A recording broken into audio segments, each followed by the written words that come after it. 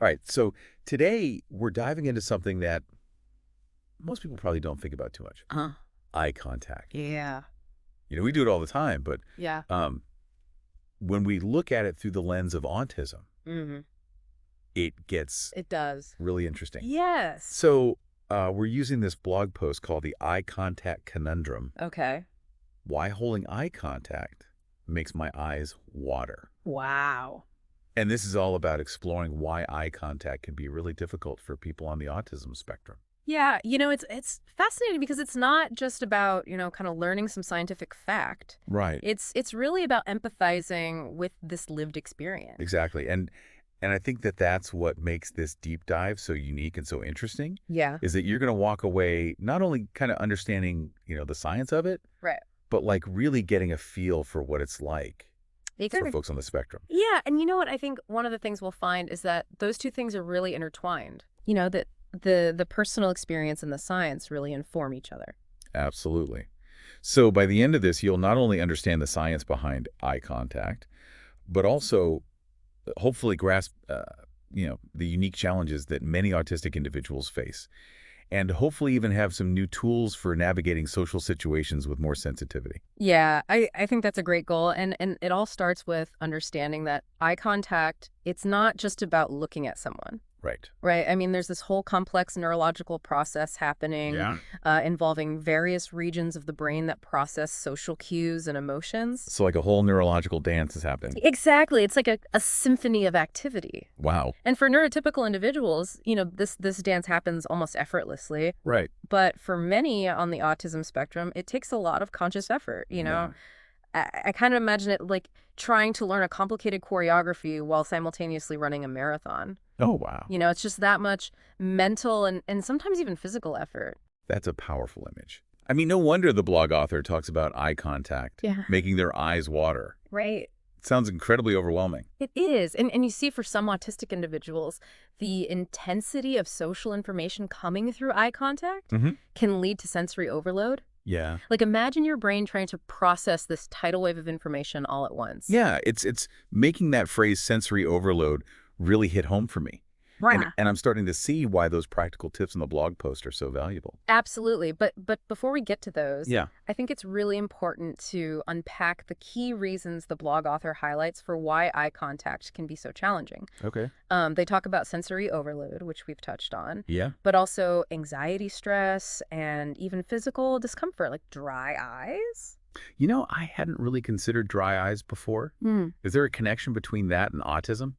There's definitely a link between autism and sensitivities, and dry eyes could very well be a part of that. Okay. We know that people on the spectrum may experience sensitivities to light, sound textures, even temperature, Yeah. in ways that neurotypical people just don't. So it's not a stretch to think that the intense visual stimulation of eye contact could exacerbate dryness in the eyes. That makes a lot of sense. Right. So we've got the sensory overload from processing all the social cues and then potentially the physical discomfort of dry eyes on top of that. Exactly. And don't forget the anxiety and stress. Imagine, feeling this pressure to maintain eye contact, to perform correctly in a social situation, Right. while already feeling completely overwhelmed. It's like being asked to solve a complex math problem while juggling flaming torches.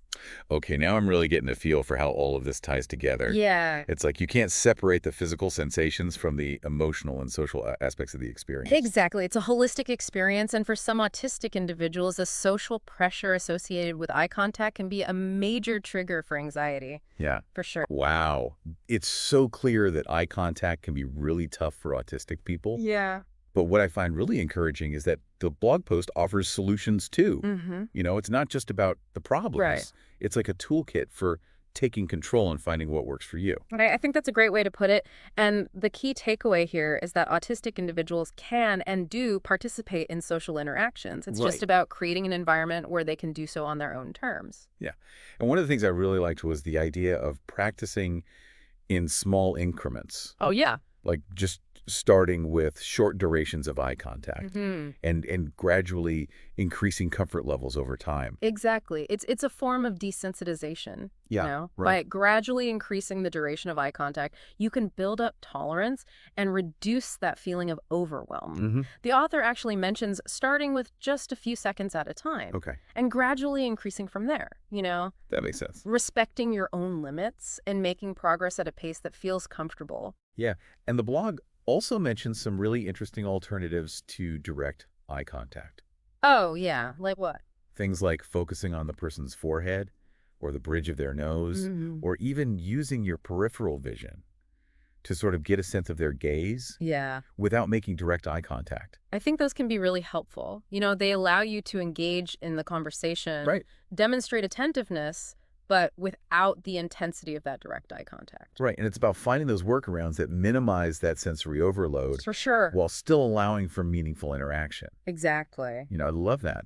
And honestly, I think these alternatives could be helpful for anyone who feels a bit awkward or uncomfortable with sustained eye contact, Yeah, I completely agree. even if they're not on the spectrum. Sometimes we get so caught up in these, social rules Hmm. that we forget to consider individual preferences. Yeah, And the strategies really highlight the importance of flexibility, absolutely. finding what works best for each person. Another tip that stood out to me was the idea of taking breaks Oh, yeah. when you need them. Uh-huh. The author talks about like looking away for a moment just to kind of gather your thoughts Hmm. or de-escalate the sensory input before returning to the conversation. It's all about self-regulation, right? Yeah, Recognizing when you need a moment to kind of recharge. exactly. And it's definitely not rude or dismissive. Right. It's about, taking care of your well-being so you can engage more fully when you're ready.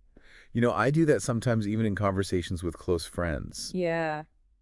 If I feel myself getting overwhelmed, I'll just like look away for a second, take a breath, and then jump back in. Yeah, I think that's a great example of how these strategies can be helpful in all sorts of social situations. Right. It's about being mindful of your own needs Yeah.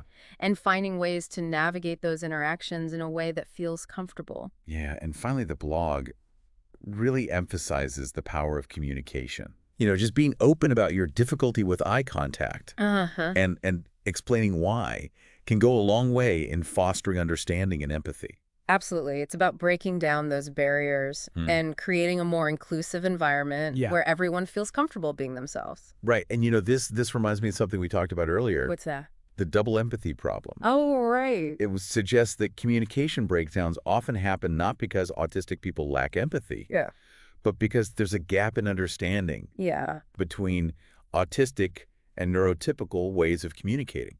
It's a crucial point. Yeah. It highlights the need for both sides to make an effort to bridge that gap. Mm-hmm. Neurotypical individuals need to be more aware of the challenges faced by autistic individuals. And autistic individuals need to feel empowered to communicate their needs and preferences. This deep dive has been incredibly eye-opening. Really? No pun intended. Oh. It's made me realize how much we take for granted in terms of social interaction. Yeah. And how important it is to be mindful of the diverse ways people experience the world. For sure. Yeah, it really does make you think about how we can, make spaces more inclusive. Yeah. If we acknowledge that communication styles are different, Mm, maybe we just need to be more flexible and understanding. absolutely. And the blog post author even mentioned that for them, focusing on someone's eyebrow Oh, yeah.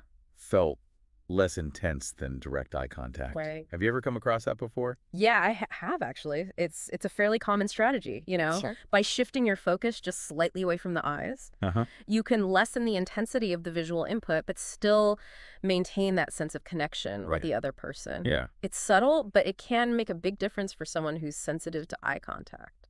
So just to kind of recap what we've learned today, Yeah. eye contact is a complex neurological process that can be really challenging for autistic individuals. Right? It can lead to sensory overload, anxiety, stress, Hmm. even physical discomfort like we talked about with dry eyes. Yeah.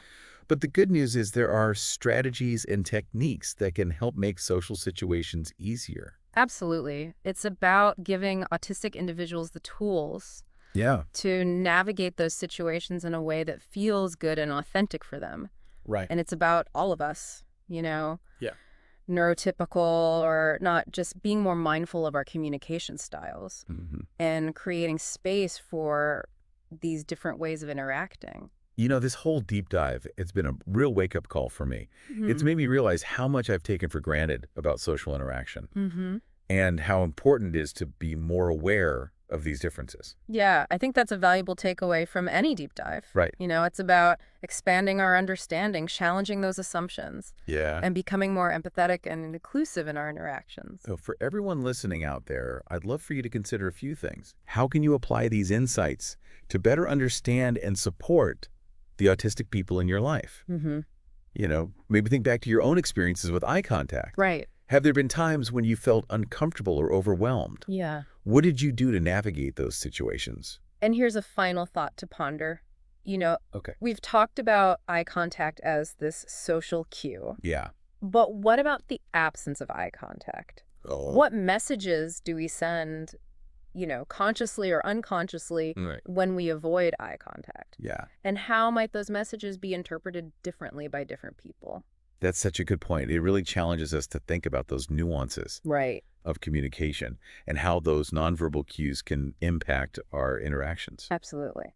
Well, on that note, we'll wrap up this deep dive. Okay. Thanks for joining us. And until next time, keep exploring, keep learning, and keep diving deep.